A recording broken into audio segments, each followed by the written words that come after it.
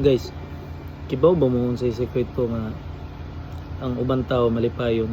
Though bisang pagpobre sila or dato sila nganong malipayon man, nya ang uban kwartahan dili malipayon. Like layo ra jud kay anggap, di ba? Most of all or most of us nga nangandoy nga makwartahan, labi na kwartara para sa ato ang pinakadakong kumbaga kaluwasan, di ba? Og usa ka way nga malipay tatanan. Kaya siyempre kung natay kwarta malipay masud ta kay mabuhat nato tanan to gusto, at the same time natay freedom. Okay. Pero ang realidad ana dili day kana, which is ang realidad nga malipay ta is what? Kamo i-comment ako para sa inyo. Kay ang tinuod gid realidad nga malipay ta is ang pagdawat ko unsay naa sa ato ug dili nato i-lockdown ang atong kaugalingon. Pero wa man jud guni ingon nidawat na ta kung unsa ta nagrisod ta or unsa ba ka ta kapobre or ingani na gid ta, ingani na ta kapangit mo stop na ta, but nidawat ta sa point nakasabot ta nga naa pa tay padulungan, at the same time atong gidawat karon ang sitwasyon na kanilang sa but diri ra tataman. Did you get me guys? Ingan na ang mindset sa ubang tao mo nang mahibong ka sa ilaha do naglisod sila pero walay give up sa ilaha nga kumbaga vocabulary nila, walay give up. Still gyapon padayon lang na do lahi ilang way, but padayon ra na sila maunay ilaha acceptance kung unsa sila kalisod karon, but kabalo sila modawat kung unsa pa ilang kaya ug unsa pa naabot sa ilahang kaya. Kaya siyempre unsaon man kung diha ra sila komportable, diha pa ilang kaya, mao pa ilang capability, so unsaon man la pag earn og ba ni depende po na sa kalipay nato, di ba? Naman po giingon dito nga quote nga happiness, it's not about the measure of what you achieve, it's about how you appreciate what you have, di ba? So kung gusto ka malipay ka, dawato nimo kung unsay naa something butang ato i-general gina siya bay kay mao ginay realidad. Example na to ibutang nako na kay uyab kung entitled kay ka sa tanan niya, like kung gusto ka nga iyaharagid siya nya o imuharagid siya nya dili na gid siya, wa kay mahimo. Like kung di nimo nadawat magsakit juga adlaw-adlaw for how many years, magsakit juga do. Kung madawat nimo dali ra jud ka maka-adjust og like yes dali ra jud ka kadawat nga okay di gid mo para kamo, di ba? Kay kumpara kamo di dito siyang buwag ana ra na, like dili ka mismo kana ganing ibutang nimo nga siya ra gid kay no. We have different mind, we have different mindset, we have different point of view, we have different way of thinking. Mo nang di ka pwede makabuot sa usa ka tawo, mo nang di ka malipay kung dili nimo madawat ang realidad nga wala na mo. So key to happiness is to accept what is the realidad.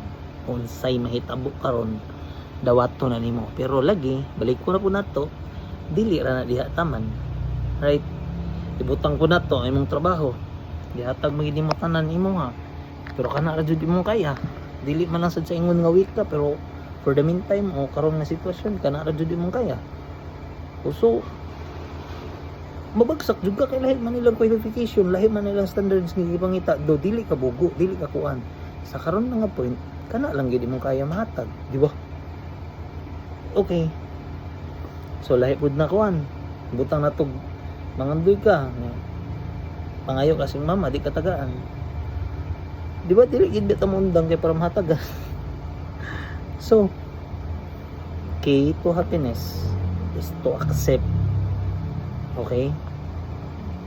Dili na lang ka magpakalubong kung unsay ani mo nadawat, mahana na lang jud mo na ang uban mostly jud mobagsak sa kinabuhi kay mawad-ag paglaom, ma-fail lang gani o wala na, like end na para sa ilaha. But kana na dito nga failure naghatag og way nga napay kuwang gamay o kuwang pa og effort gamay o kuwang pag strategic gamay to extend and to expand. Yeah, right? Kasabot ka, so yung ana gini pinaka the best. Then dili pud pasabot ha, mao gid akong ginabalik-balik ginagid nga dili gid pasabot nga nadawat na nimo yung sitwasyon kung unsa ka karon, diha ra nadawat na nimo kay kabaw ka unsay kuwang nimo, then mo grow gid ka. Dili pwede nga diha ra ka. Okay?